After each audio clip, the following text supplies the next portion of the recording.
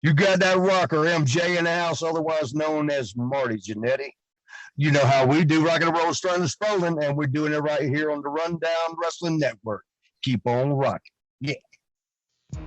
Hey yo, there's no chance in hell. You wanna take what's mine, then just too frail. Hey yo, there's no chance in hell. You wanna take what's mine, then just too frail. Hey yo, there's no chance in hell. You wanna take what's mine, then just too frail. Hey yo, there's no chance in hell. You wanna take what's mine, then just too frail. Are you ready for war? Then bring it on. My craftmatic like a stripper.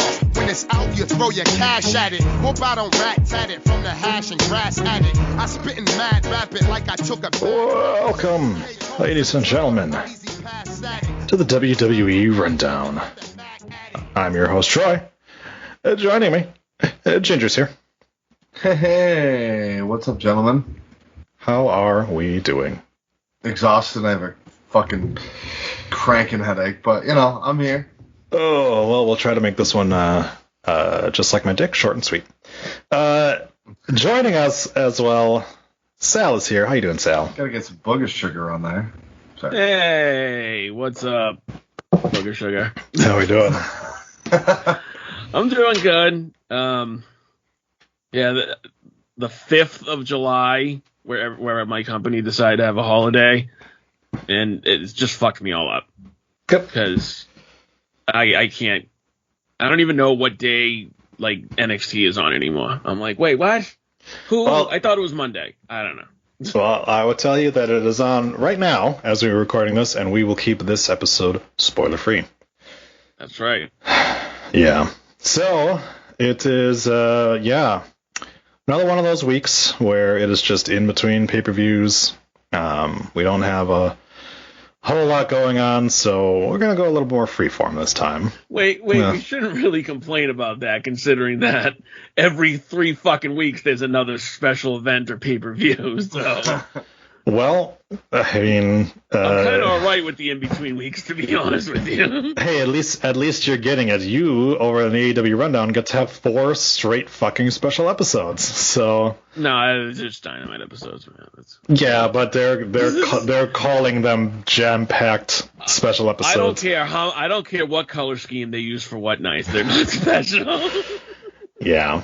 Obviously, like you said, tonight is the Great American Bash. Ginger will for sure be around Thursday. I don't know who's doing the show with you.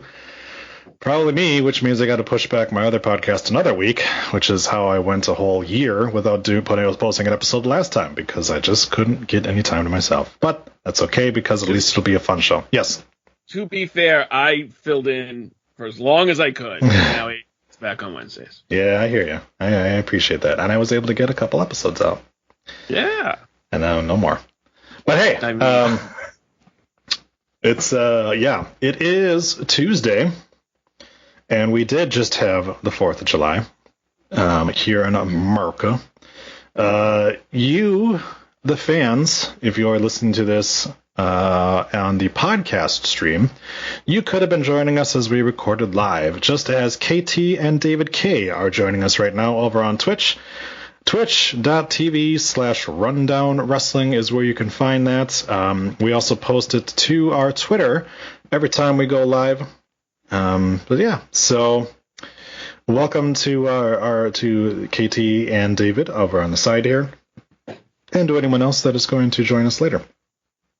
So right before I was able to put my child to bed,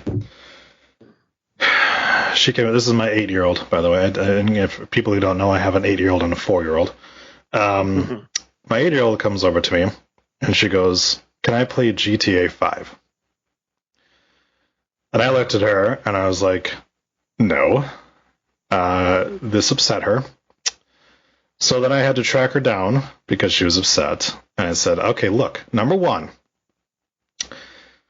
I don't have as much of a problem with violence in video games and stuff like that." I'm like, because I understand, that it is a video game. You know that we don't hit people or hurt people in real life, stuff like that. And I was like, that game has a lot of other things that I don't want you to encounter. I was like, number 2 problem is I don't own that fucking game. That's the real problem. So that was my conversation with my daughter today. I was just like, where is this guy? Apparently, it must have been some fucking YouTuber that must have mentioned GTA 5. And so, of course, it was like, oh, well, these guys are talking about it. It must be a fun game. Doesn't even know what game it was. She just wanted to play the game and apparently assumed that I had it. Oh, no, I know it's fun. I just don't own it. That's the problem is, and my youngest is 9, so I know, dude. I know what they're going through. And they go on YouTube and they watch all these videos that are fun and they like video games, so they see fun video games, best video games list, all this stuff. And then, you know what I mean? They don't get, like, and video games are way different than when we were kids. Like, when we were kids, you looked at a video game screen, you were like, that's a cartoon. Mm-hmm. But nowadays, you kind of can't tell if you walk by real quick. So a game like fucking GTA 5 or, you know, sometimes if you even consider like Resident Evil or Silent Hill or fucking Call of Duty, like, it's just not something. Like, I'm glad my kids still play fucking Mario Kart. You know what I mean? Yeah, you know, and obviously I like to try to keep her with like Minecraft or Roblox, things like that. Although Roblox has its own little thing too, because people can make their own games, and oftentimes they will try to hide shit. Such as the one time that she went into a game that she had never heard of before, and the music was just moaning. So, yeah, that's something that happens sometimes on Roblox, because, I mean, eventually it'll get shut down, but in the meantime, like, those things are up. There's still a chance that you can just wander to something. Yep. Yeah. That's true. But speaking of GTA 5, David K says, those prostitutes know how to get down. That's right. So it was car. Yeah. It actually was my daughter's 4th birthday. She was born the day before, 4th of July. Oh. And so we did have a party. She is obviously getting older, and she is now able to leave her room if she needs to go to the bathroom at night. So normally she's really good about staying in there until, because her sister will usually get up first once she hears like me getting up for work. And then she'll go and let her sister out. This morning, though, as I'm asleep in bed, I'm having just a normal dream or like that, and in my dream, a cat walks up to me and licks my back. And then I come out of my dream, still feeling something on my back, to realize that my 4-year-old is behind me, tickling my back, trying to wake me up. And I roll over and I'm like, what are you doing? And she's like, and she goes, I'm bored. I was like, it's 6 o'clock in the morning. Go the fuck back to bed. Like, I don't have to get up for work for another hour. Go back to bed. You have a ton of toys in there. Now, there are worse ways to get woken up than getting tickled in the spine. But yeah, that is fucking freaky when you're in the middle of a dream and it becomes real. I got 3 kids. Yep. And more often than not, I wake up to them screaming at each other. Mm-hmm. And they'll bring the fight from their rooms into the kitchen and I'm just like, this is my life now. Yep. See, oh man. My kids just wake me up regardless. Mm. They're like, no, you can't fucking sleep. I'm like, fucking, like, literally, these kids are so fucking spoiled, it's ridiculous. Like, they have 2 ginormous toy boxes full of shit. But yet, when they wake up, I gotta wake up. Uh-huh. I'm like, why? What the fuck? You have so much shit you can play with. Please. For the love of God, if you children want to live any longer, let me sleep. Dude, my 9-year-old got a Switch. She begged us for a Switch for her birthday last month, right? And we got her a Switch. And now, you know, she'll play it, but still, more often than not, she's like, I'm bored. There's nothing to do. I'm like, I got you a Switch. Go fucking play the Switch. Yep. You have like 10 games. Go. Yep. That's right. The back to your dream situation. I had one similar, but not with a 4-year-old child tickling my back. So this is back when I was living in my apartment, and you know those dreams that like it's that situation where it's in real life, but you don't realize it until like you're like, oh shit, like. So one night I'm dreaming and I'm cooking at the fucking oven, right? And all of a sudden in my apartment, my fucking fire alarm starts going off. I bolt to my oven and my wife's like, what the fuck are you doing?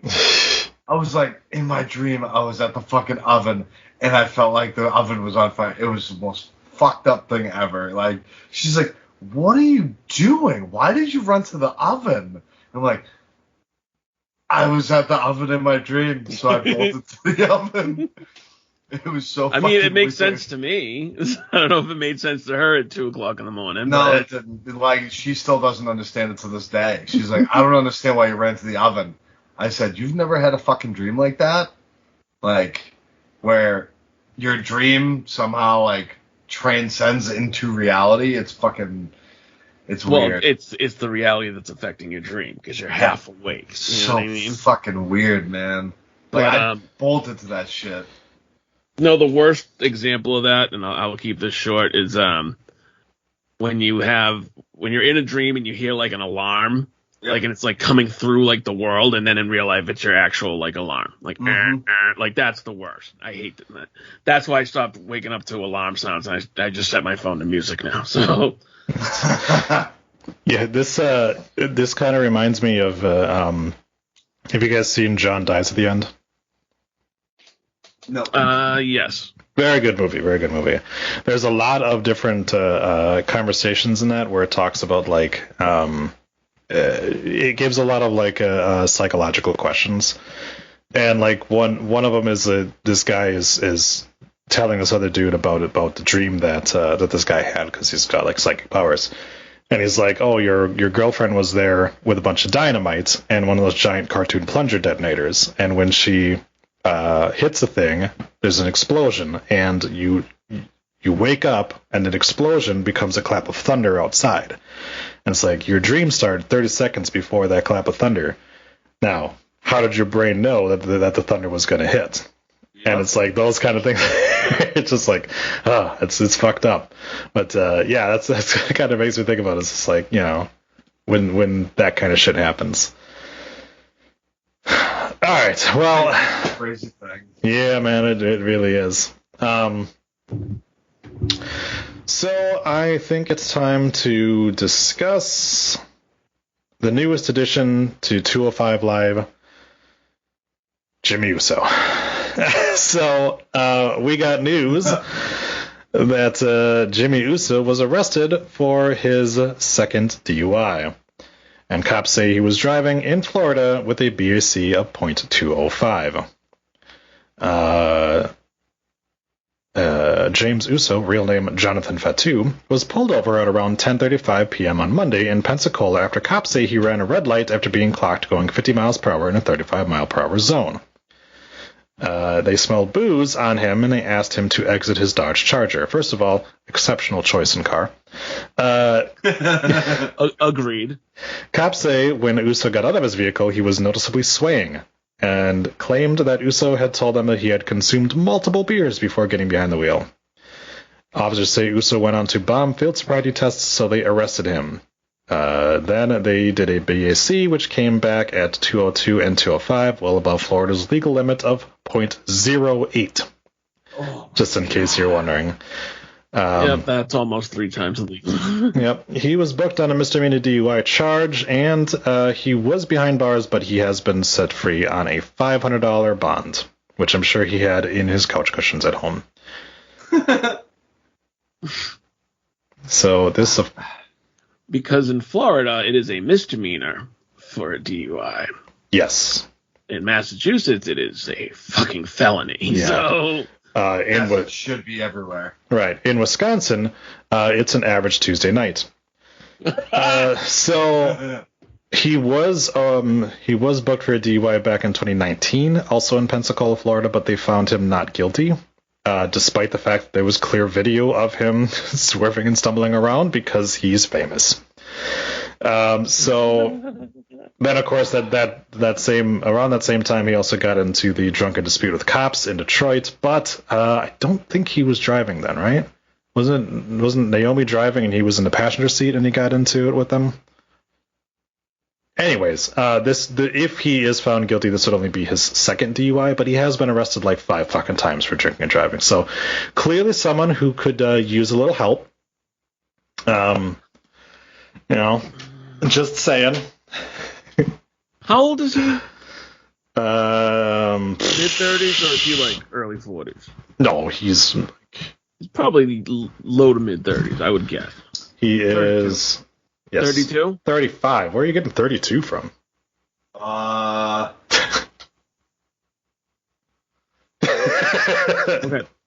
Regardless, 35. Oh, motherfucker. All right, so 35. So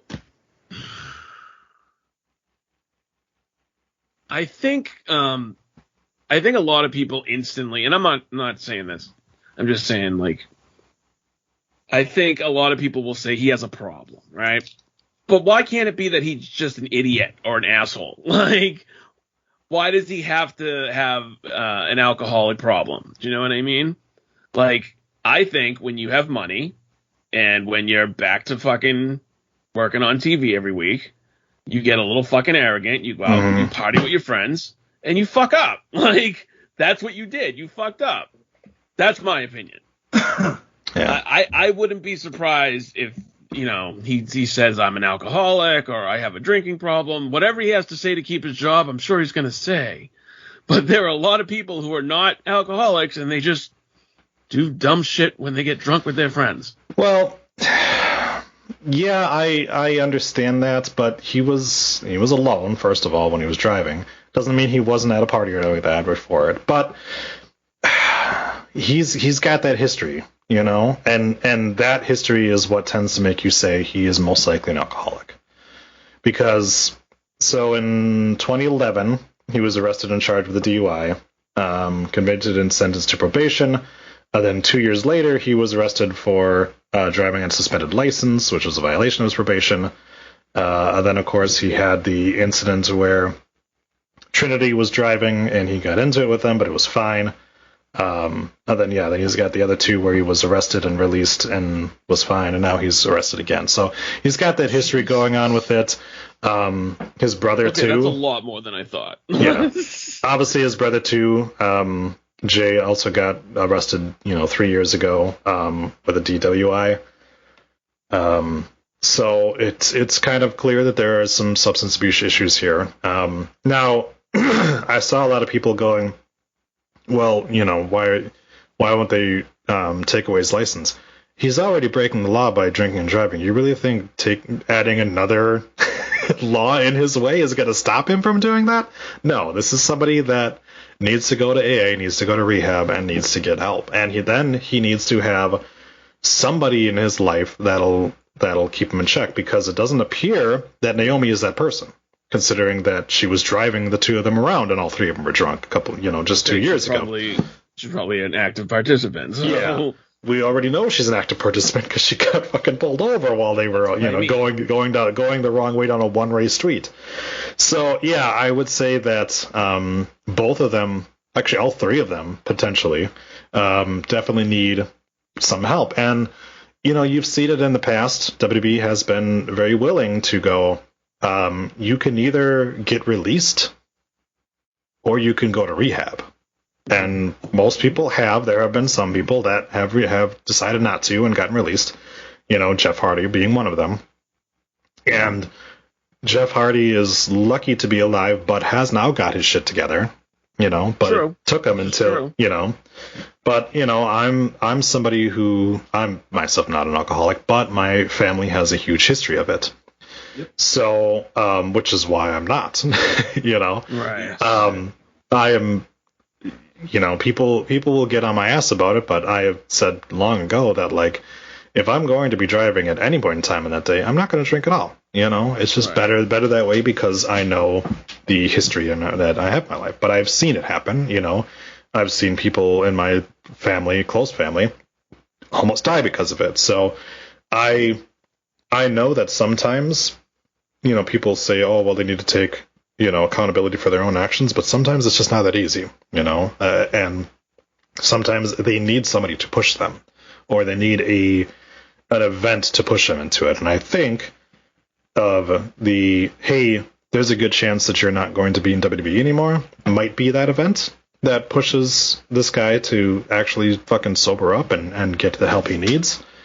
Considering that, he just got back from injury, and now we've got this going on when they're in the middle of kind of a really big story. Yeah, it's just, Like, the part that pisses me off is, like,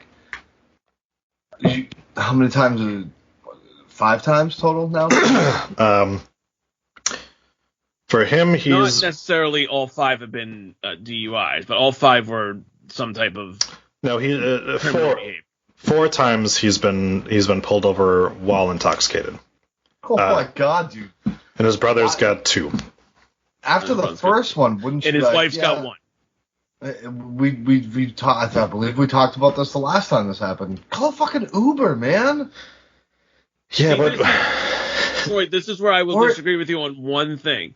I think that you do need to take that man's license, because if he doesn't have a license and everybody knows he doesn't have a license, then nobody's going to let him drive. He got arrested for driving without a license, though, on a suspended license in the past. I don't know that that's a good enough deterrent for it. And I mean, you can't register a car if you don't have a fucking license. So. Well, yeah, he can't get a rental car, but it doesn't mean he can't take his wife's rental car. It's got to be right there. Maybe his wife needs to participate in this little intervention. She does. She honestly does. And otherwise, she might lose him. And then their 2 kids grow up without a dad, I don't think it's her 2 kids, right? He has 2 kids from a previous marriage, I think. Either way. But when you have a 0.205 blood alcohol level, you're not making rational decisions. So he's not sitting there. He is drunk to the point where he's going, no, I'm fine. I can drive. I'm fine. And that's where the issue comes with, is that you don't know your own limits at that point. And this is why I go with 0 tolerance on it, because it's like, well, then I never have to question myself of, like, if I'm fine or not, because I don't know that I can make that decision if I've had a drink or 2, Right. So that's why you just go, yeah, I mean, and yeah, you sit there and you go, oh, he's rich, he can fucking buy. Yeah, of course he can, but he's not, and that's the problem. So something needs to change there, because otherwise, yeah, this is just going to happen again. I mean, this is now 10 years between his first and his most recent now that he's gotten pulled over for drinking and driving. In 10 years' time, like, is it possible that he has gotten help in between and this was just a relapse? Sure. But yeah, there needs to be somebody helping him, because he can't do it alone.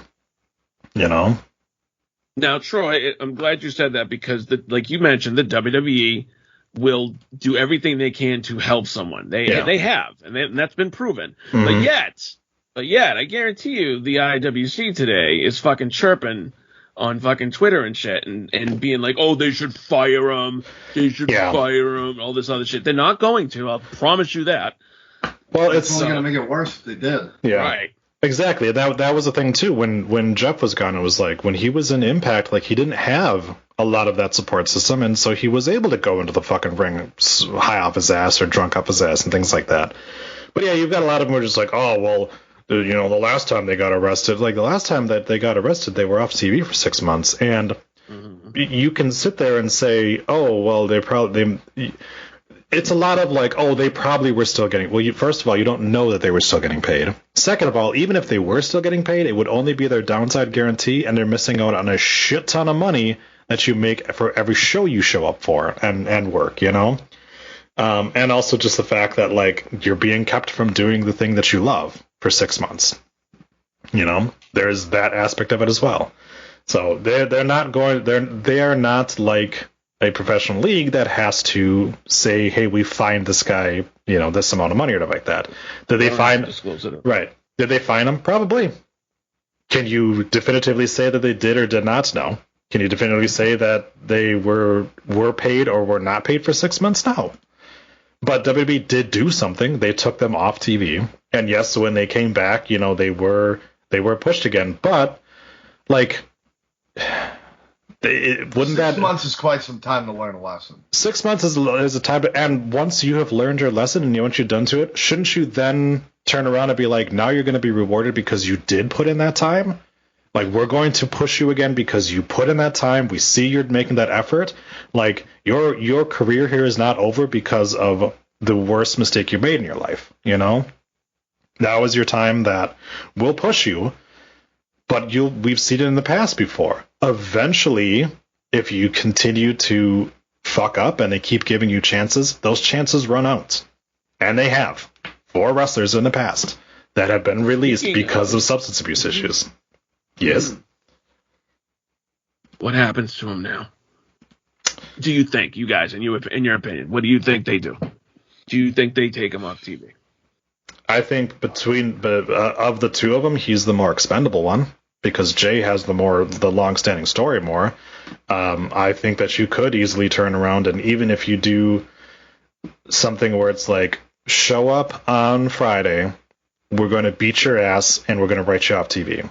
And then you're going to go on your suspension, They kind of already did that last Friday. Well, yeah. I mean, if they wanted to, they don't even have to have on TV this Friday. They can just be like, he embarrassed me and kayfabe, and he got beat up by Edge, and, I don't want to see him again. Like, they easily could just write him off TV. Or do they choose to continue their plans, and when their plans are done, then they address things how they address them. You know what I mean? Yeah, because I believe they had done this before with them on one of the other times where I think they were tag team champs at one point. They let them run for a little bit with the story just to get it done. And once it was done, I remember that. Yep. So I could see that being what they do, or like there's 2 paths. Either you finish the story or you just write him off because of what Edge just did to him on TV. Yeah. I mean, it's, in my opinion, he needs to be off of TV. He needs to be punished for it, absolutely. Yeah. It is frustrating because ever since SummerSlam, the Roman Reigns head of the table has been the best storyline in the WWE. Mm-hmm. And they did great things with Jay for like 4 months. And now we were going to get the second part of the story with Jimmy. And we don't know at this point. Are we going to get deprived of it? Are they just going to have to like rush through it and just bring Jay back early? Because he was supposedly, in kayfabe done. And Roman was mad about that. So, like, I thought we were going to get Roman and Jimmy coming up soon. All right. Well, only time will tell on this. Yeah. Right. KT says, agreed that he needs to go to AA for a stint. Just don't let WWE choose the AA program unless you want another Alicia Fox. While that is funny, that is on her. And here's the other issue, and why I continue to call for the immediate removal of Michael Piece of Shit Hayes, is the fact that we know for a fact that Michael Piece of Shit Hayes continued to fucking have Rosa Mendes drink, even though she was trying to recover. She was trying to be a recovering alcoholic because he's a piece of shit. So you have that problem too. Is you're gonna have guys like him in the back who will sit there and not give a shit that these dudes are in recovery. Well, that's what I'm saying. Like, there's still a lot of old timers that work for that company, and even I'm sorry, but I'm sure. The Usos extended family has uncles that think the same way. Do you know what I mean? Yeah, I mean, I don't know. Party all night, drink, fucking. Oh, it's just drinking. Like, you know what I mean? I can picture them like defending the behavior because it's like, we all did it back in the 80s. Yeah. If we think this is bad, man, imagine this shit was exposed back in the fucking 80s and right, shit, that's 70s what I and mean. 80s. But people died then. Like, a lot of people died. Like, I remember, dude, okay, this was like the worst thing ever. They brought back ECW, 2005. It was called One Night Only, the pay-per-view, right? Yep. Before the show, they were like, or not before the show, I'm sorry. They had like match 1 and match 2, and then they went into Our Fallen Brothers, and they listed off all the people who had passed since ECW closed. And there was like 35 people. Yep. And I'm like, oh my God, this is kind of fucking awful. Yeah.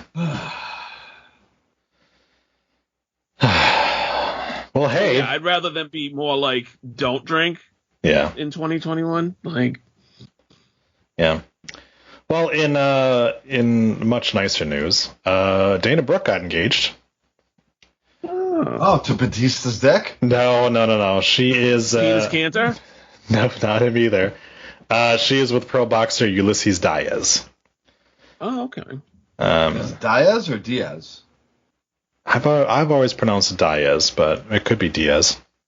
D-I-A-Z. I don't know. Oh, yeah, that's Diaz. Okay. That's definitely Diaz.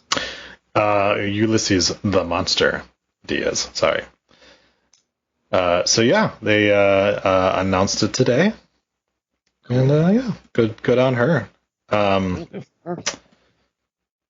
going to refrain from commenting anything more on this because I have nothing else nice to say. Since when do you worry about being nice? Because it's a touchy subject of the last person she was with before Batista. That's all. I don't want to get us kicked off Twitch. All right, fine. Yeah. So, if you would like, because I don't want to keep looking at my Bucks game as they're getting slaughtered, we could play some Sporkle. Oh, yes. I think that's a great idea. All right.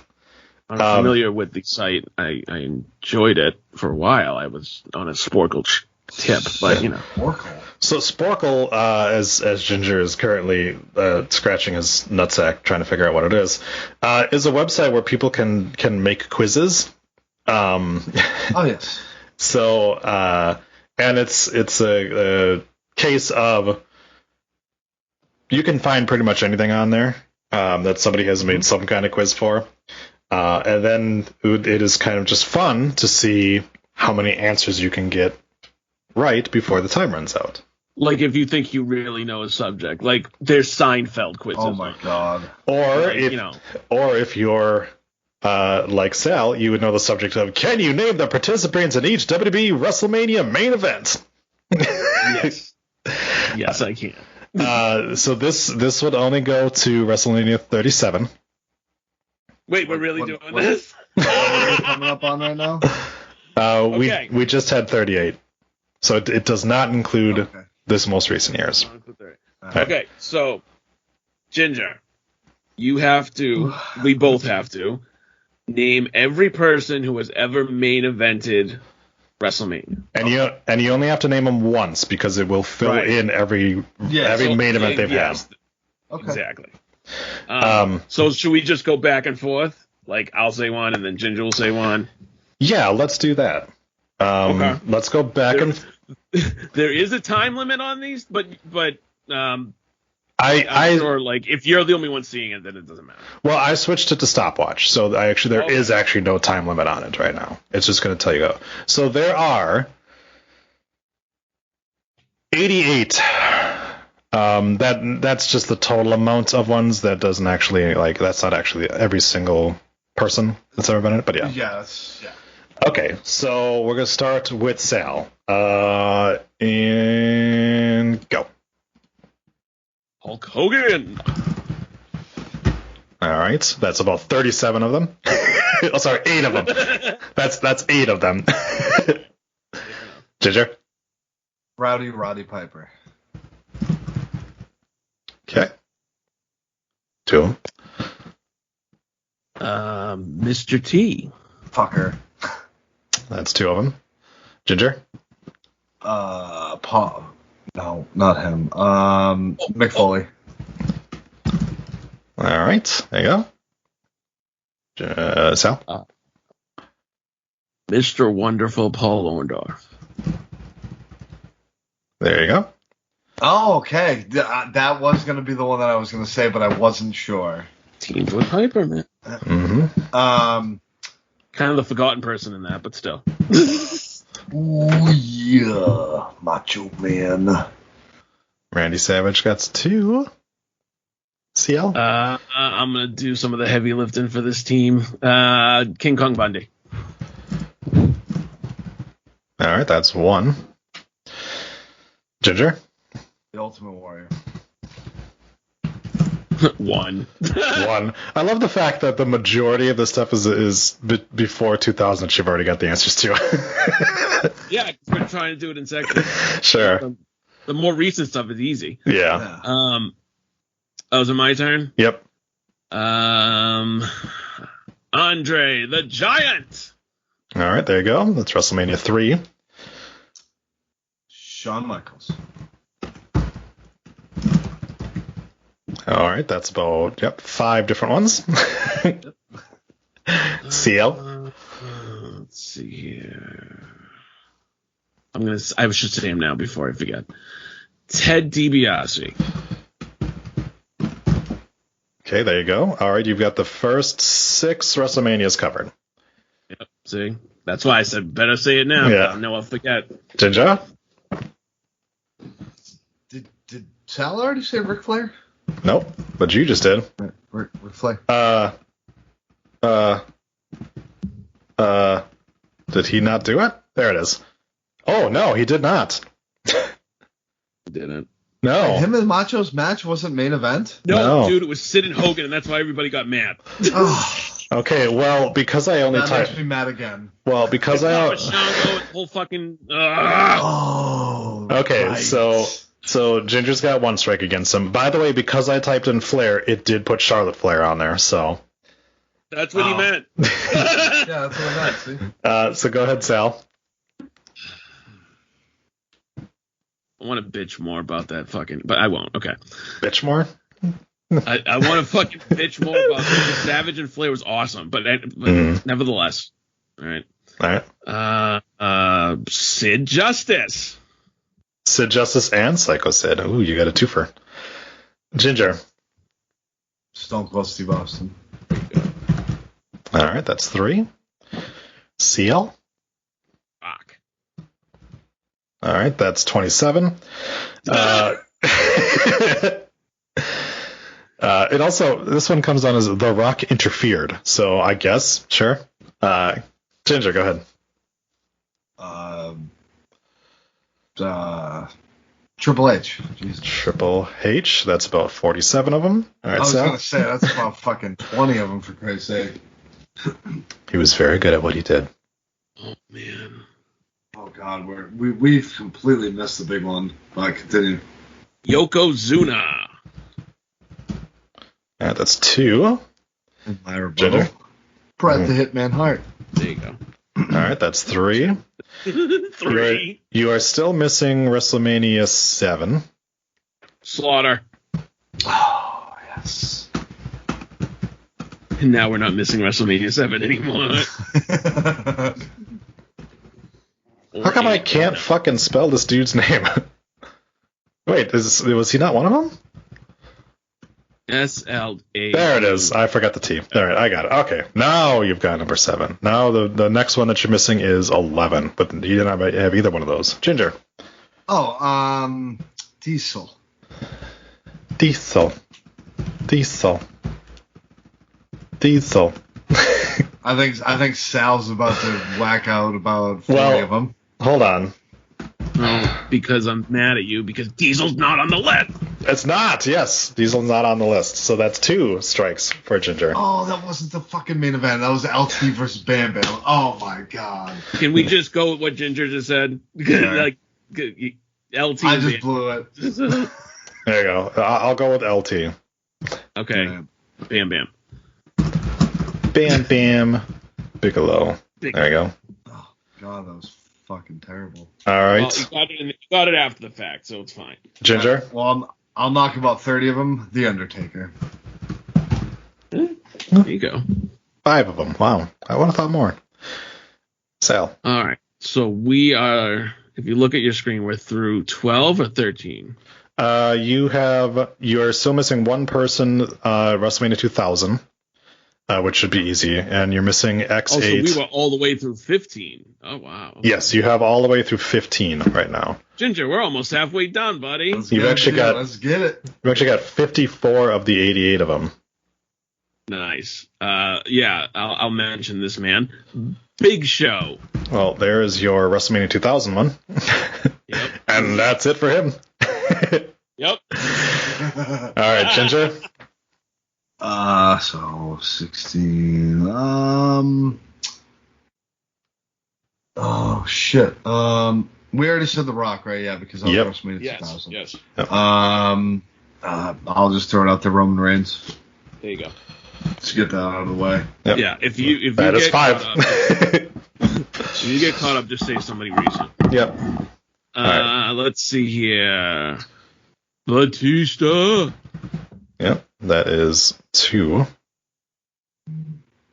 Ginger. Randy Orton. All right, that's 2.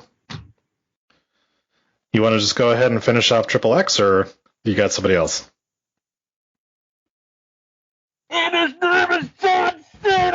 You have somebody else. All right.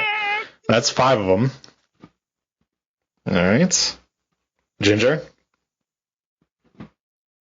Sorry. I just got some really fucking shitty news. We already said Trips, right? Yeah. Yep. Trips. Randy Orton? You already said that. Yep, you said that. Seth Rollins. Seth Rollins. Yum. All right. Only 1 so far. That's kind of weird. All right. Sal? Let's see. Oh. Brock Lesnar. That is 4. All right. Ginger. I'm gonna say something that I don't think he ever main evented.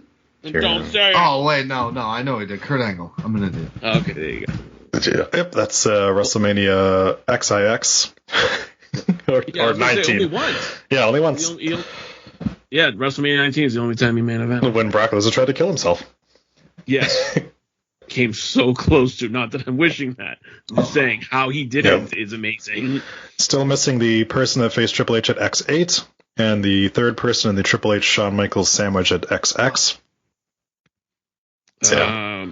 Jericho. Jericho against Triple H at X8. All right. I mean, kind of with Stephanie, but whatever. We'll forget about it. Well, Ginger.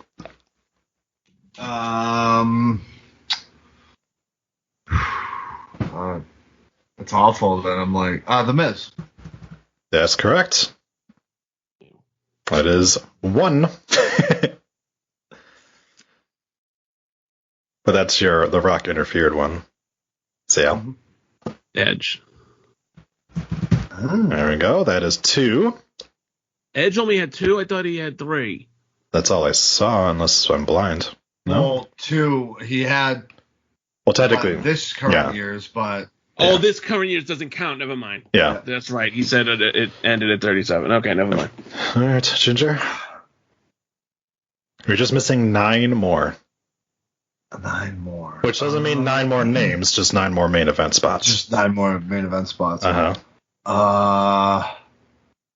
Shit. And it's all recent. I know somebody. It's all fucking recent. I know. That's how memorable those fucking WrestleManias are. Well, you're missing the third. Drew McIntyre. Drew McIntyre. There's 1. All right. Sal. Daniel Bryan. There's your 2. All right. Ginger. How many do we got left? We have the third person in the triple threat match of WrestleMania XX. We have the 2 other people with Charlotte Flair at WrestleMania 35. We have WrestleMania 37 Night 1. And we have whoever's facing The Undertaker at 36 Part 1. Chris Benoit. Chris Benoit, there we go. That takes care of WrestleMania XX. So now we have 35, 36, 37. The three most recent ones of this year. Sal. It's weird that it all already says redacted when you look back at it. I don't know why. Becky Lynch. Rebecca Lynch. There we go. Bailey. Are you fucking kidding me, dude? Did you say Bailey? You said Bailey. I totally said Bailey. When did Bailey main event WrestleMania? Dude? You said it, and I typed it in, and while I was typing it, I was like, that's not right. Bailey couldn't even get on the show this year, and she was fucking champ. Yeah. Or she was, like, the longest champ. Whatever. Go ahead, Sal. Ronda.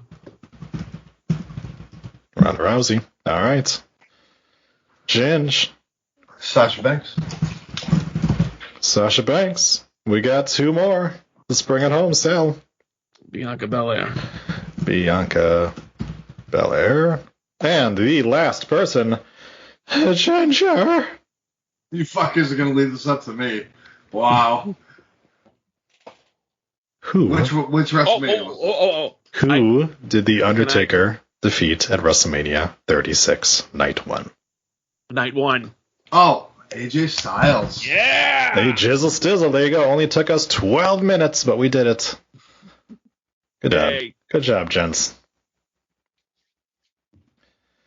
All right. Very nice. See, that was good. You guys got it. That's how much we don't want to talk about Raw and SmackDown, by the way. If we want to do one more round, we could do King of the Ring winners. I mean, it should be pretty quick. Well, hold on, let me bring up Sporkle again. Are you okay there, buddy? No, I'm fucking pissed off right now. I'm sorry to hear that. A fucking tattoo I booked fucking months ago. The guy just fucking canceled on me, and it was coming up this fucking Sunday. It was my fucking mom's tattoo. I'm fucking pissed. I understand. Well, I'm sorry to hear that, but now you're going to have to tell me who the King of the Ring winners are. There are 21 of them. So this is up to 2019, so that should be the last one, right? I don't think there was any after that. No, we're going to... Pandemic. There was a pandemic, yep. So we're going to start with Sal. This should go pretty easy. But, hold on. I forgot to change it. Hold on. Still had it on timer. There was no way we were going to do this in 3 minutes. So there we go. Okay, now we go. All right. Go ahead, Sal. Bret Hart. Oops. Go ahead, Ginger. Wade Barrett. Bad news, Barrett. Sal. Sorry. Owen Hart. Okay. Ginger. William Regal. I just put in Hart, by the way, so I put those both in there before, so that's why you didn't hear any typing. Sal. Mabel. That's right, that fat motherfucker. Ginger. Stone Cold. Stone Cold. Ginger. Nope, Sal. And nobody even remembers it. Triple H. Hunter Hearst Helmsley. Hunter Hearst Helmsley. Yeah. Nobody remembers he won the 97 ring. Go ahead, Ginger. Drawing a wicked fucking blank. I don't believe Wicked fucking Blank is a wrestler. All right, Edge in 2001. CL. Billy Gunn. That's right. Holy shit, he was king ass for like 3 months. Yep. That was supposed to be his big singles push, and then they never did that again. God. All right, Ginger. Oh, they tried again. That's right. They did the one Billy Gunn for a while too. The one Billy Gunn. Yep. Kurt Angle in 2000. CL. Ew, I just got a disgusting thought that Tony Khan's going to give fucking Billy Gunn one more fucking push with the goddamn TNT title. He might. Oh. Here, Billy, here's the push you never got as a single star. Yep.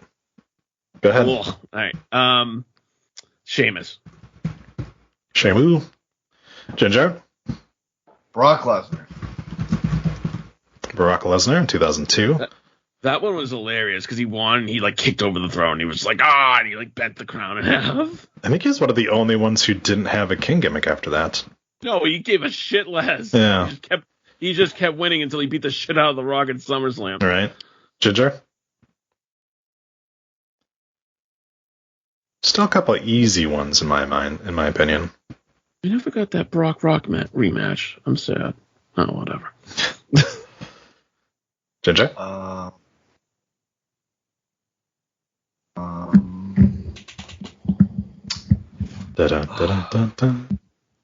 This is Ginger thinking. He's thinking he can't remember who the most recent guy was. Pass. Sal. All right. Corbin. The guy that just lost his crown, you couldn't remember. Ginger, go ahead. I think he stepped away for a second, so I don't mind. I'll fill in. All right. Later, Ginger. Let's see here. So I said Corbin. You are missing 85, 86, 87, 88, 89, 98, and 2006. Wait, oh my god, they fucking put on the list the ones that weren't televised in the 80s? Yes.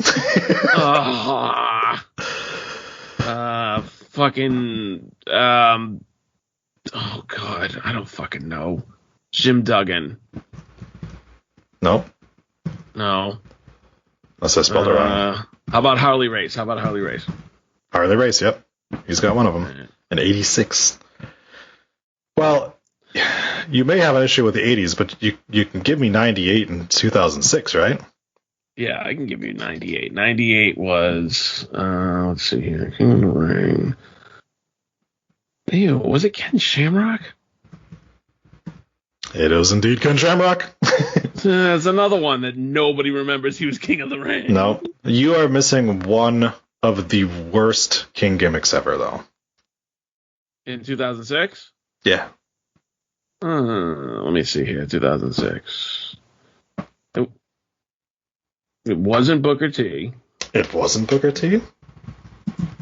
It was Booker T, dumbass. He's King Booker. Was it Booker T? Yes, King Booker. I thought that was 2009 for some reason. I just told you all you had left was a couple of 80s and 2006. No, I thought King Booker became a king just cause. No, he won it. He won it. That was his whole. whole. Just came back. It's like yeah. Ginger, all we have left is 85, 87, 88, and 89. So 2 years before I was born, 85. You are a young whippersnapper.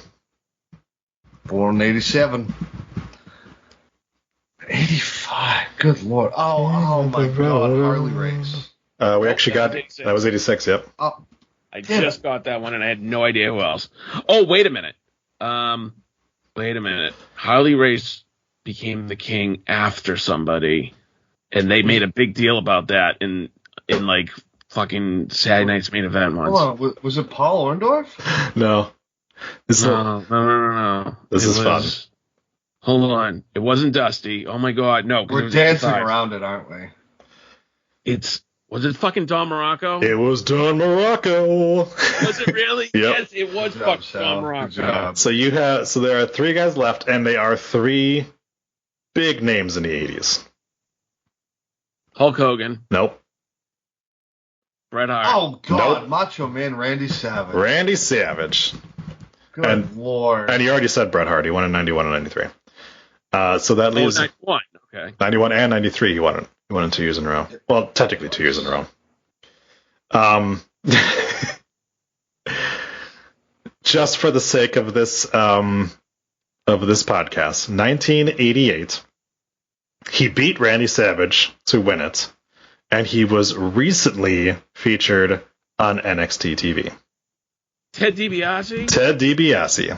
Was the King of the Ring? In 1988. What? Yeah. Those were the 80s, but they didn't televise the tournaments in the 80s. They No. just, like, mentioned them in passing, or it was like a house show thing. Yeah. Like, you know what I mean? Oh. Yeah. And the last person, because you will never get it, defeating Rick Martel in the final, Tito Santana. Oh my god. God. Not that. No. That's why, you know, because there actually were fucking smarks back in the day, right? Mm. Back in '93, I remember people being like, actually, it's not actually the first King of the Ring tournament. I don't know why they're promoting it like that. Like they were smart people back then. Oh, of course, yeah. When they did the first Bret Hart one, yeah, that was the thing. It was like, they've actually done this gimmick before. It's funny. The first two were done in Foxborough, Massachusetts. Yeah. Don Morocco beat the Iron Sheik, and Harley Race beat Pedro Morales. Get those fucking people out to Foxborough. Mm-hmm. It doesn't give you the date, does it? It does. What day? July 8th, 1985 was the first King of the Ring. July 14th, 1986 was Harley Race. September 4th, 1987 was Randy Savage beating King Kong Bundy. October 16th, 1988 was Ted DiBiase beating Randy Savage. Yes, you were duding me. Foxborough in the middle of July in that old fucking Foxborough Stadium with those metal benches. Yep. Oh. No, thank you. Yeah. Well, that's probably why they moved it to Providence, Rhode Island after that. Tito Santana beat Rick Martel on October 14th, 1989. Bret Hart beat Erwin R. Shyster on September 7th, 1991. And then they moved to Dayton, Ohio, where Bret Hart beat Bam Bam Bigelow on June 13th, 1993. Then they just bounced around all over the place. Owen Hart beat Razor Ramon. Mabel beat Savio Vega, because that was a barn burner. Stone Cold Steve Austin beat Jake Roberts in Milwaukee. Hunter S. Helmsley beat Mankind. Ken Shamrock beat The Rock. That's something you don't hear every day. That's why nobody talks about that one. Because the same night Mick Foley almost died 4 times. Yep. Yep. Billy Gunn beat X-Pac, another barn burner. Kurt Angle beat Rikishi. Edge beat Kurt Angle. Brock Lesnar beat Rob Van Dam. Booker T beat Bobby Lashley. William Regal beat CM Punk.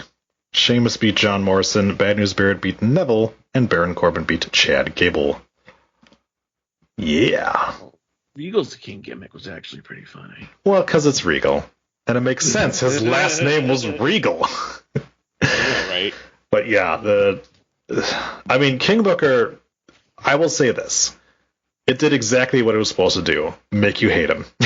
Because that was fucking annoying as hell.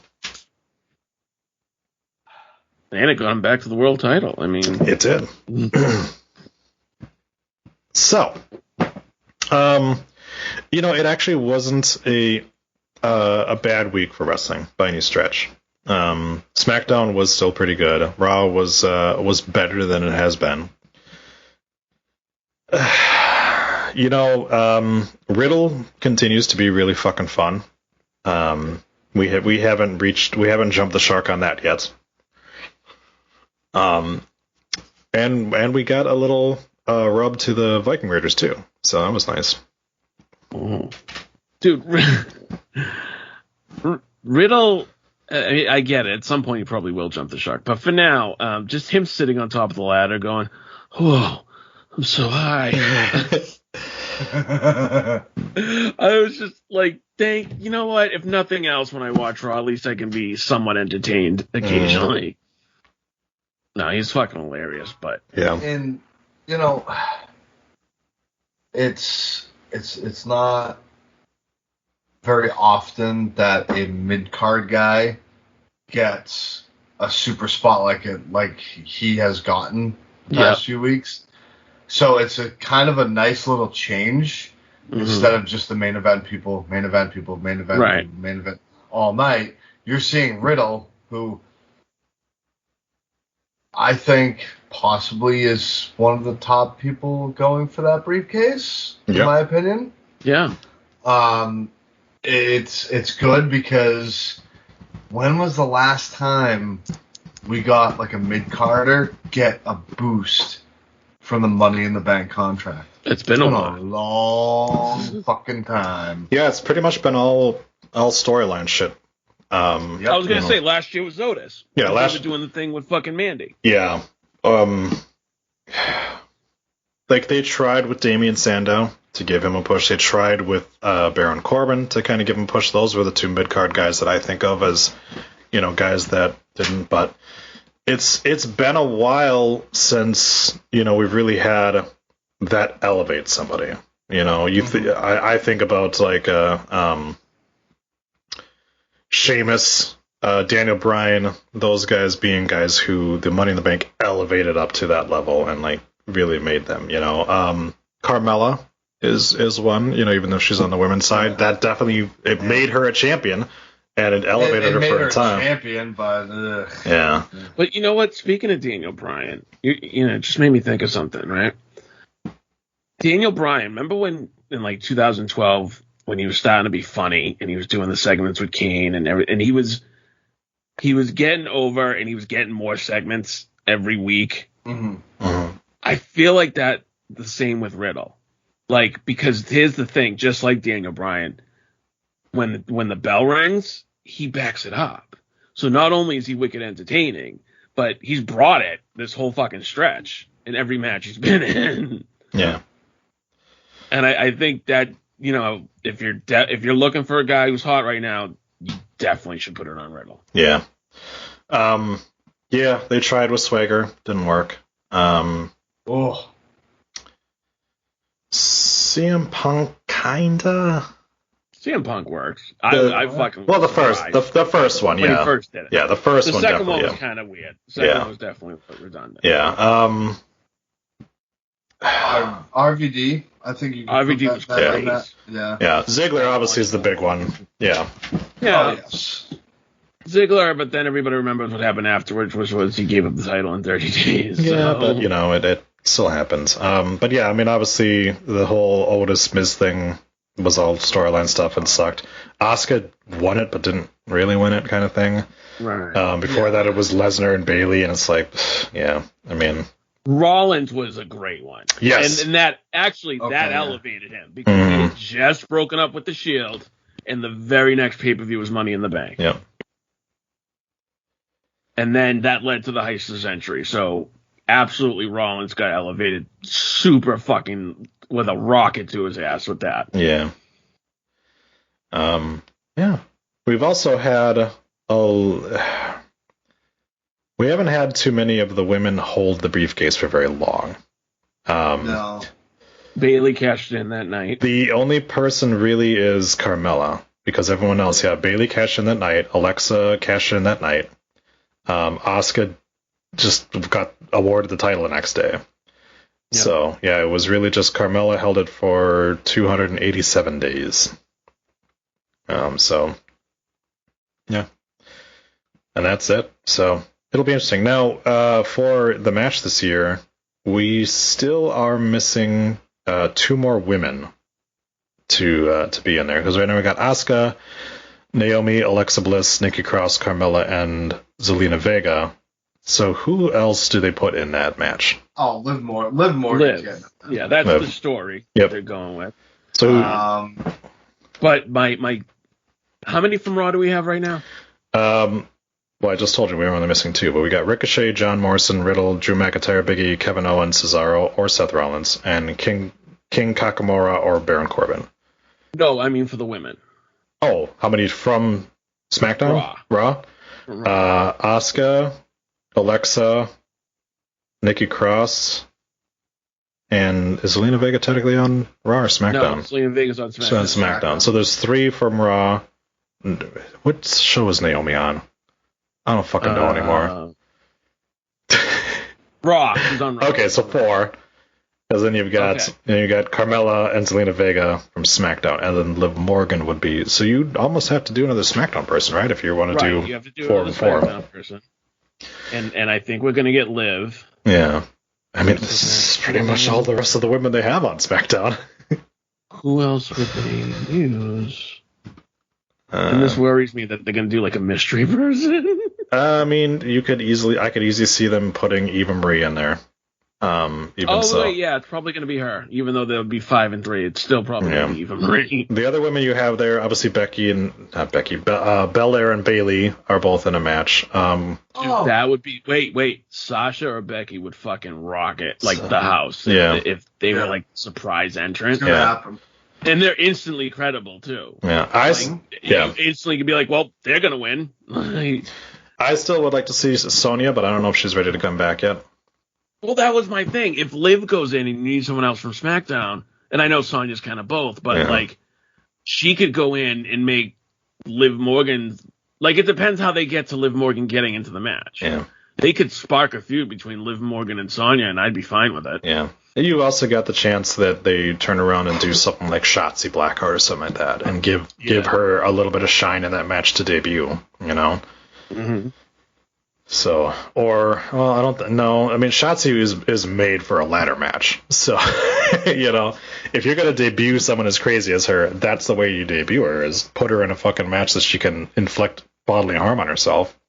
Yeah, she just worked the dark match on our main event. Right? Yeah, and they wouldn't put Scarlett in there, even though she just worked one too.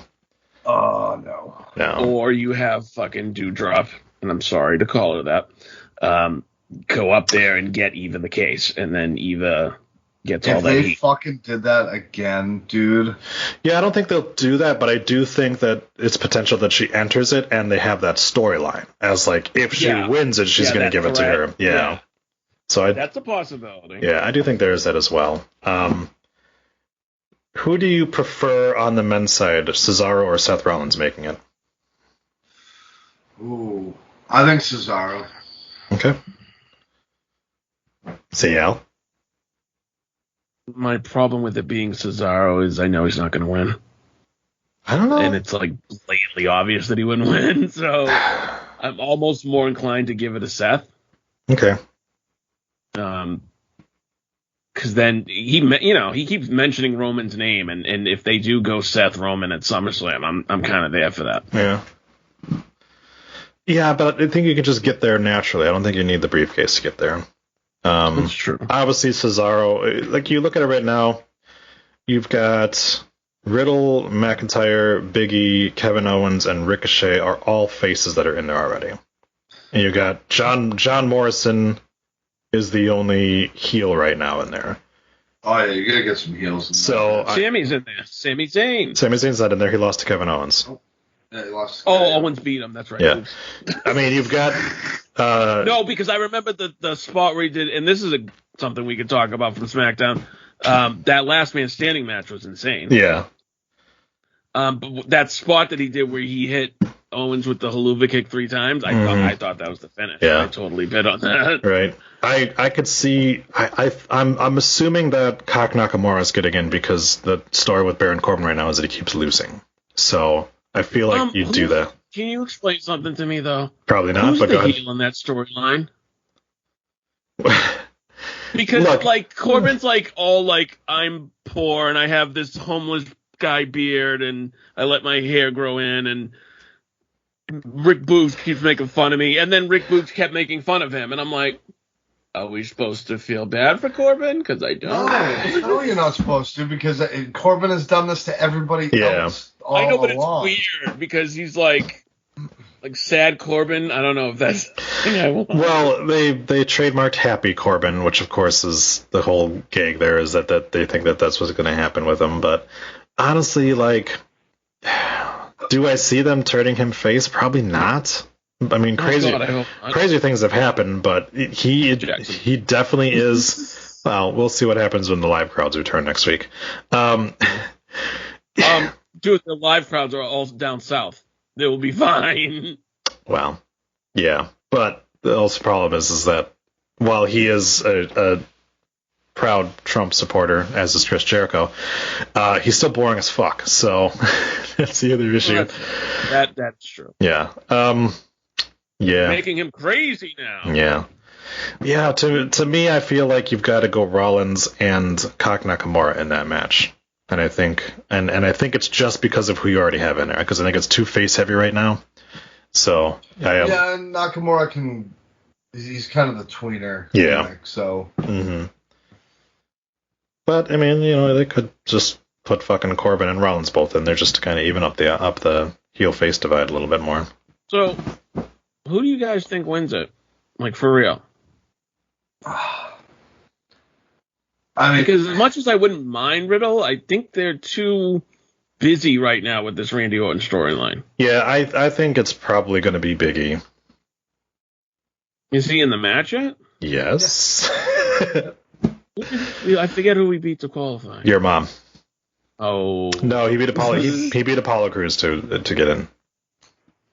If you're going to ask who Big E faced, chances are it's Apollo Crews. That's true.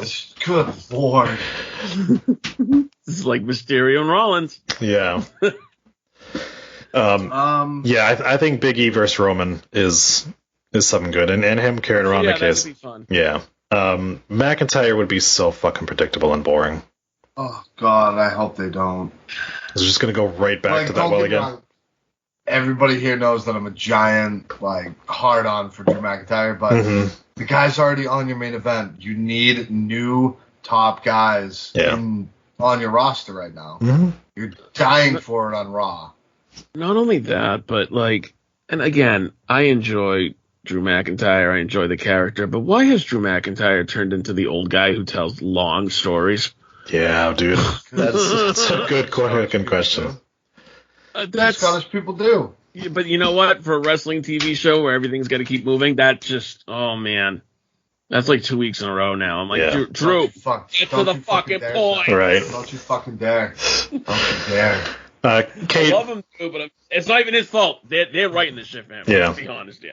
KT says, do you think Sonya will screw Liv, phrasing, out of the last Money in the Bank spot, and she forces her way into the match to win it? Possibly.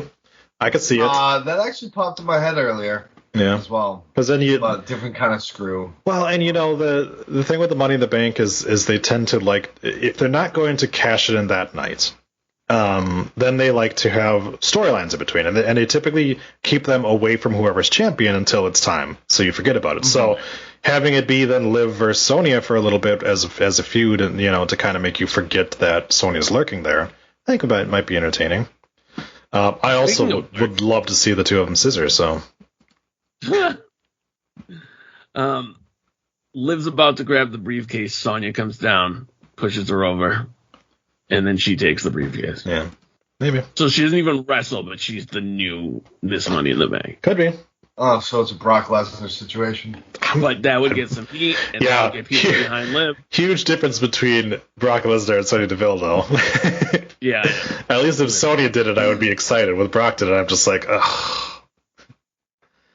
But no, Liv is definitely going to play a very important part in this match, whether it be a storyline coming out of it or if she even wins it. Yeah, right. They've been building her up too much at this point for them not to do something with her, right? Yep. And goddamn it, she deserves it after she got fucked by her partner being released. Yeah, you could have just stopped the partner, and I would have been there for it.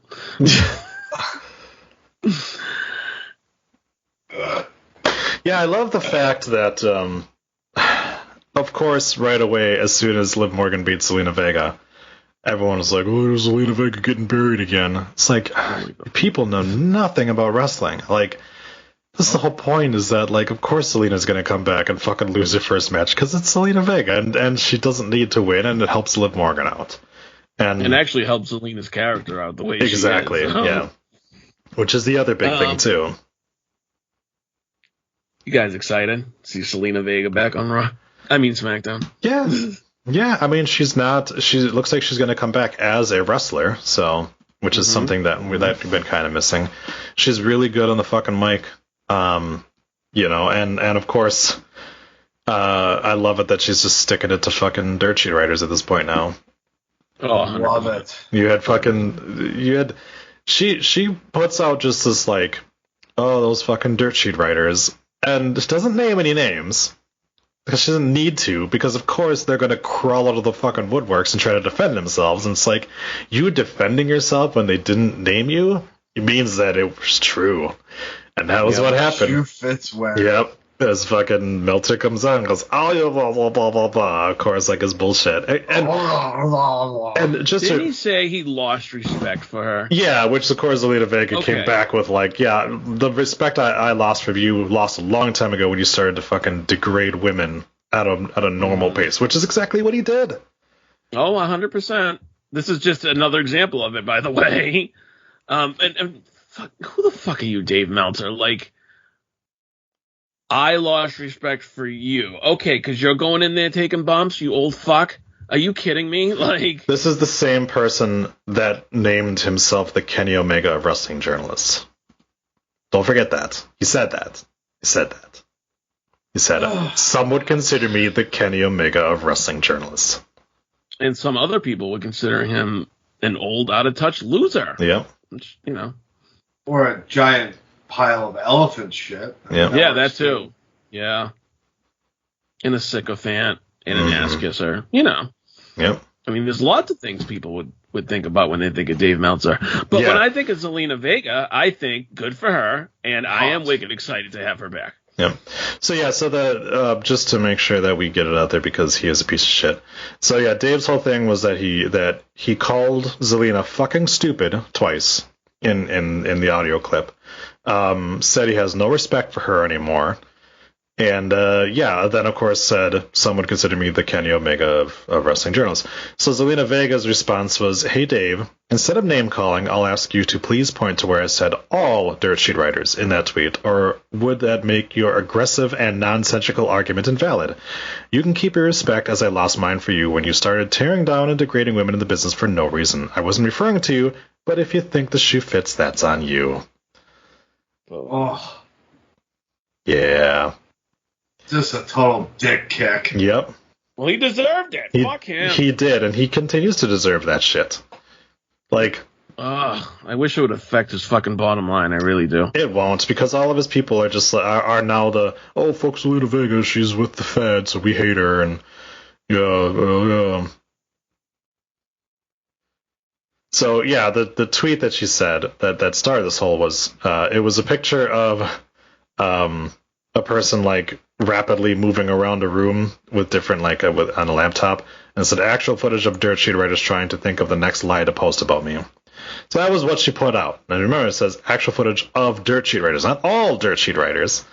Mm-hmm. And again, it's like, yeah. So the thing is of course why Meltzer fucking brought it up was because of the fact that Meltzer was the one who reported that she was only at the PC for doing something with Simone Johnson and wasn't signed. So there you go. That was what it was. It was, oh yeah, by the way, yeah, you remember when you fucking made up that lie just because you know what happened is he asked around and everyone was like, fuck you, dude, I'm not talking to you, and nobody would give him the actual insight, so he's just like, I just gotta make shit up. And when they were trying to get her in AEW at the time, so of course it was, oh yeah, she's just there for that. No, she's still open to coming. This is the same prick that said that fucking Aleister Black is coming to AEW. So I was going to say, didn't he also say that they both were very close to signing with AEW a week or two ago? Yes. All right, so fuck him. Yep, exactly. Fuck that guy in his fucking face, and his little fucking ass face buddy too. Fuck Brian Alvarez too. Yeah, oh, man, they are not. Again, they are not wrestling journalists. They are podcasters and they are critics. That is it. They're not journalists. Now, a guy like Sean Rossap, who writes fucking journalistic articles and actually triple checks his sources, that's a wrestling journalist, sorry. Yeah, a guy who goes on there and talks about how fucking Peyton Royce needs to get implants to get over is a piece of shit. Alright? Yeah. Or saying she was more over when she wasn't as thick. Like, that's just a piece of shit being an asshole. And again, he's just a critic. And sure, you can call him a wrestling historian if you want to, because he remembers a bunch of shit. That's fine, but he is not a journalist. All right, he's not getting scoops anymore. Does he just make up some stuff? Oh, he makes up a ton of shit. He's kept talking about backstage this guy came up and talked about how big the demo was in 1987. It's like, no, he fucking didn't. Kevin Nash, who, by the way, is a very intelligent man and knows a lot about the business, is like, we never gave a shit about the demo. We only cared about the fucking total number of head-to-head stuff. Looks like the monsoon has hit my city again. So. Oh, great. I don't know. I can't really think of anything else that I want to talk about from wrestling this week. How forward are you guys looking to Kofi and Bobby Lashley? I feel like I should be looking forward to it more. Like, I am looking forward to it, but I'm also like, oh, this is a foregone conclusion. No, only if Woods turns on him. Which is what I want to say. I want to see Woods turn on. I think Bobby's going to beat him, and that's going to be the end of it. Oh, I would think it would be entertaining if Woods turns on Kofi and causes him to lose. Like, he's going to win, and then Kofi or Woods gets in there and they fucking start their own feud. I think that would be much more interesting than just Kofi losing. That would be... So, I agree, that would be wicked cool. I don't think they're going to do that. Like, no, and I just think they're going to be boring. That's my problem. Well, and I'm not going to... I don't know, man. It's... So, you got to think, right? This is they're going to have a fully sold out building. Mm-hmm. There's going to be some major shit that goes down at this pay-per-view. Probably. There's no way there's not. Yeah. So, yeah, like the Money in the Bank matches, or maybe even fucking Roman versus Edge, but in this match, that depends, because if you have somebody from Raw or SmackDown win the briefcase, and then after Kofi loses, that person cashes in, that's something big that happens. True. You know, you have them beat Bobby that way, or even if you do have it where, Kofi wins and then immediately gets fucked over by whoever's got the briefcase. You know, there's that too. You know who that's going to be? Big E. Yep. Wow, now see, that would be cool. You have Big E. Imagine that, dude. They fucking completely split New Day with that shit. Yeah. But it's interesting. Why would WWE do anything like that? No, yeah. I know they're going back in front of live crowds. It's the past 6 months have been trash. Well, as far as them telling stories. They've been not all trash. And to be honest, Raw has been better the past couple weeks.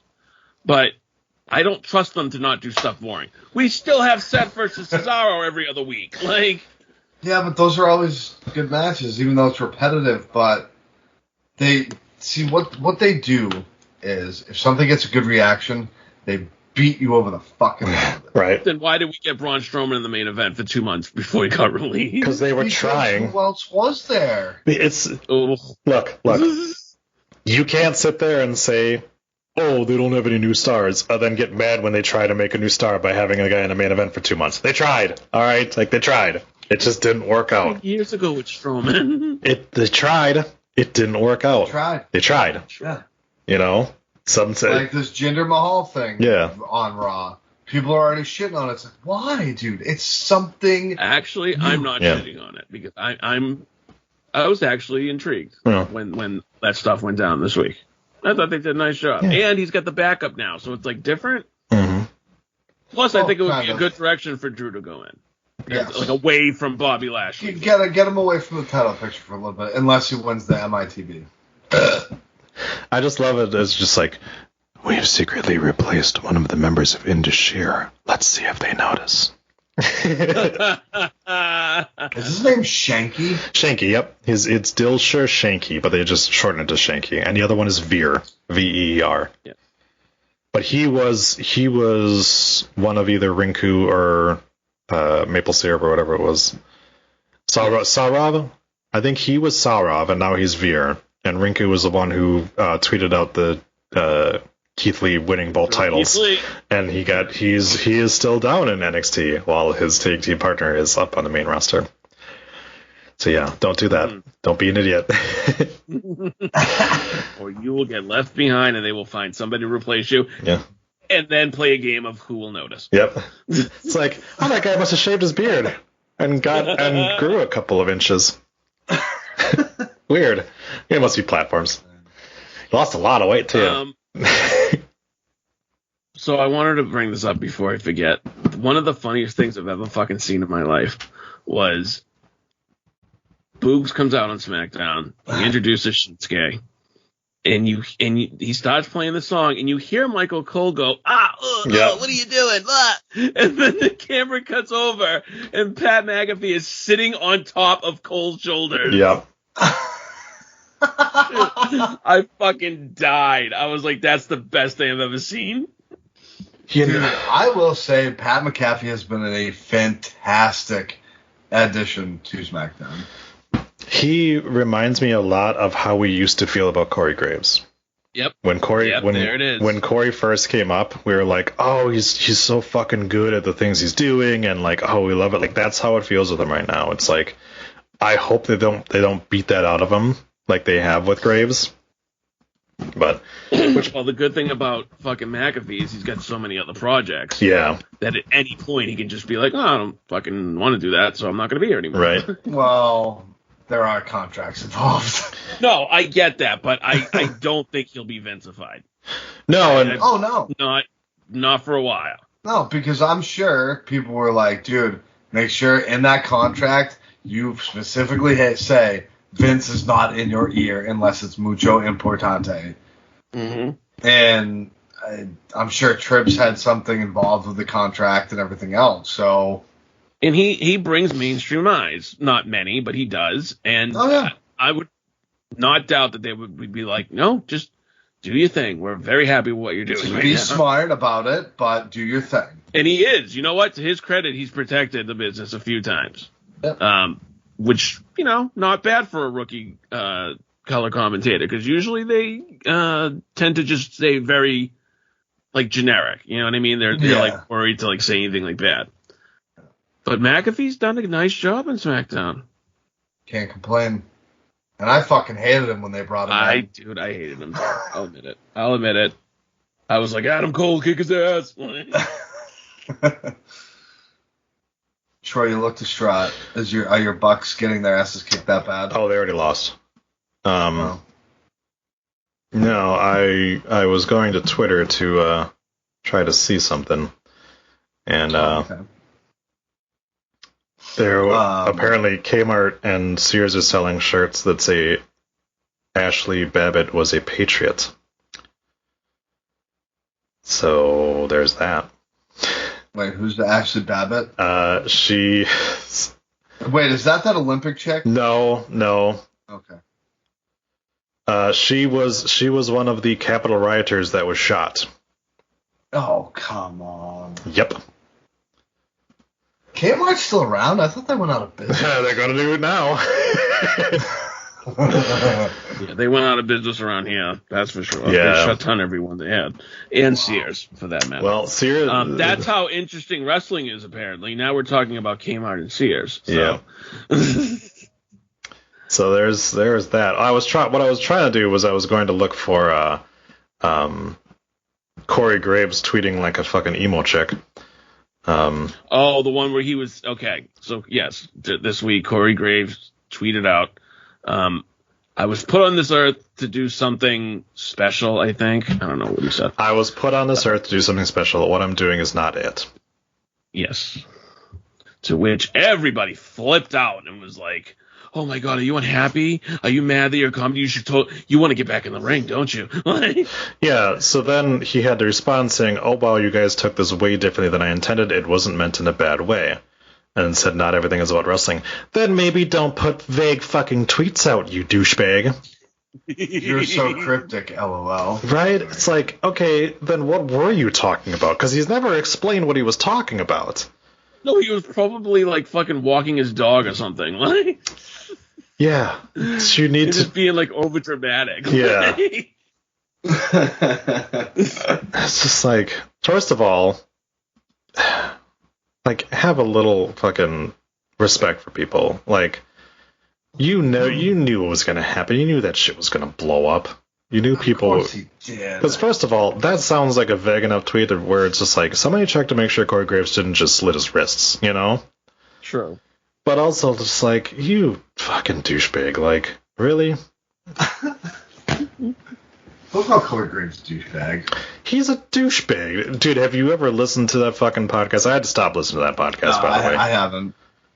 I heard he was a douchebag. You know, I did not listen to it. Carmella, I just went by your... Yeah, Carmella was good. He just sounds fucking miserable. And it's like, dude, you have a smoking hot woman with you who praises you every fucking second. And talks about how pretty your dick is and stuff like that. And then he just sits there and just seems like such a buzzkill. And it's like, ugh, dude, He's a just moper. he is. He's very fucking mopey on everything he does. And it's like, and the way he talks too. When he's on that podcast, he talks like he's just like fucking suicidal. And it's like, dude, fucking buck up, asshole.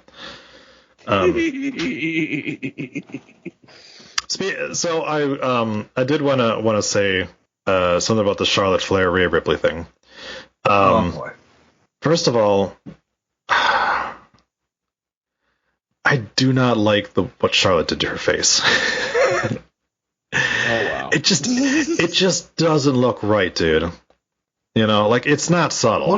What did she do? I don't know. I think she got fillers in her cheeks, and then I don't know. She getting them. I think it's the way she's doing her hair too, because it's very all pulled back and it just pulls on everything. But she got a bunch. It looks like she got a bunch of fucking Botox, and it looks like she did something to her cheeks. And it's like, look, I get getting rid of the mole on your chin because sure, that's fine, you know. But now she doesn't look like herself. Not really. If you showed me that picture of her now, I'd be like, who the fuck is that? Is that one of those Real Housewives chicks? Because she just, I don't know, the big fake titties, it's sure, if you like that, go for it, dude. If Andrade loves those things fucking suffocating me at night, that's fine. I don't really care. Then that's not for me. That's way too comically big. But the face is she has gotten reduced since that one leaked that one time. Yeah, but it's the face is you are too young to be fucking with your face already, you know? She's 40. She's going to look like one of those people that you see in the fashion industry when they're 80 and their face is the fucking Crypt Keeper, you know? Or it's prime example. No, you called it the Real Housewives. Yeah, she's Real Housewives, Joan Rivers. Yeah, she's gonna look. She's gonna look like Edgar in Men in Black when he pulls his skin back. That's how it's gonna look. Oh my god. To be fair, mm-hmm. Did anyone see that picture of Vince at the UFC fight, whatever it was? Yes, but Vince the Chappelle show. Wasn't it? It was the Chappelle show. Yes, It was backstage at I think it was a Chappelle stand-up. Yeah. Dude, talk about fucking filler. But he's 80. Charlotte is 30. So I get him doing it because he's always been vain. But Charlotte, you didn't need to do that shit. You laugh, but the guy fucking pumped steroids into his ass for years to be jacked like that. Yeah, and he ended up on the cover of Muscle and Fitness magazine. What's he going to end up on the cover of now? Fucking jack-o'-lanterns on our ass? Well, he doesn't care about that. But aside from all of the Charlotte talk, I like the fact that Rhea came out making fun of her and then sold the wrong leg during her entrance. Oh my god. I still don't quite understand what her character is on the main roster yet. Dude, I have no idea. Because she just seems like she just trolls people. And if that's her character, that's fine. But I don't right now. See, the issue is that right now it feels like her character is foil for Charlotte Flair. And she's a champion. She shouldn't be playing foil for Charlotte Flair. It should be the other way around, right? Because Charlotte is the challenger. She should be the one fucking with Rhea Ripley, and not the other way around. And it's a weird dynamic, and I don't know if they just don't know it. But also, she comes out again. Shoutouts to her top. She comes out in the goth gear and stuff like that, and then she just doesn't act like the way she looks. You know? Nope. I was just about to say that her character doesn't fit how she dresses. Mm-hmm. If I was just a fan randomly coming in and watching, or not even a fan, if I wasn't a fan, I was just some random person, I popped on the TV, I'd be like, I hate this. Yeah. And I would change the fucking channel. Yeah. Do you know, okay, in Rhea's defense, and I know it's not nothing that she's doing, but they haven't put her against a character that is strong enough for what they want her to be. If they want Rhea to be a bully heel, then they need to put her against a fiery babyface that everybody can get behind. Like Asuka. Right. or even They like did that, Sasha and it was on SmackDown a couple, beforehand, right before she beat Bayley. Like they need somebody to help Rhea be a good heel. Right now, Charlotte is not a good face, and she's not a face. So she's heel, but Rhea was supposed to be heel. So every now and then Rhea says something that's like, oh, I stand up for Nikki Cross, or I respect Nikki Cross. But then she also gets herself disqualified, so they don't know what the fuck to do. Charlotte's too good of a heel, and she sucks as a face. Yeah. So they're just like, for now, just make Charlotte look good.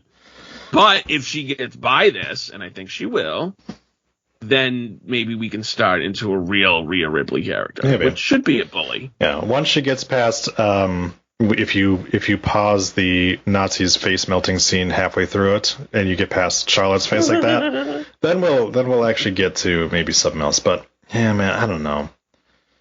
And these two have history, like Charlotte beat her for the NXT Women's Championship, and then Rhea never got it back from her.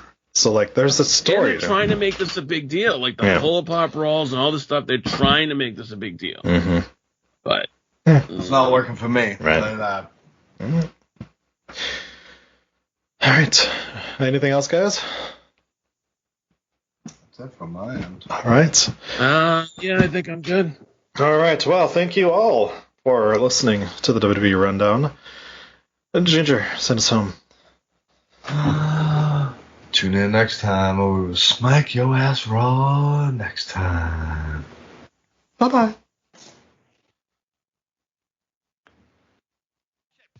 Say goodbye. Bye.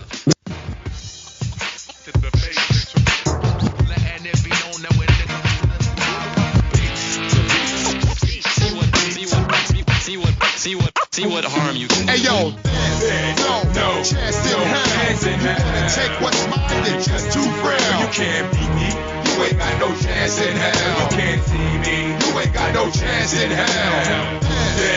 No chance in hell. You wanna take what's mine, you're just too frail. You can't beat me. You ain't got no chance in hell. You can't see me. You ain't got no chance in hell.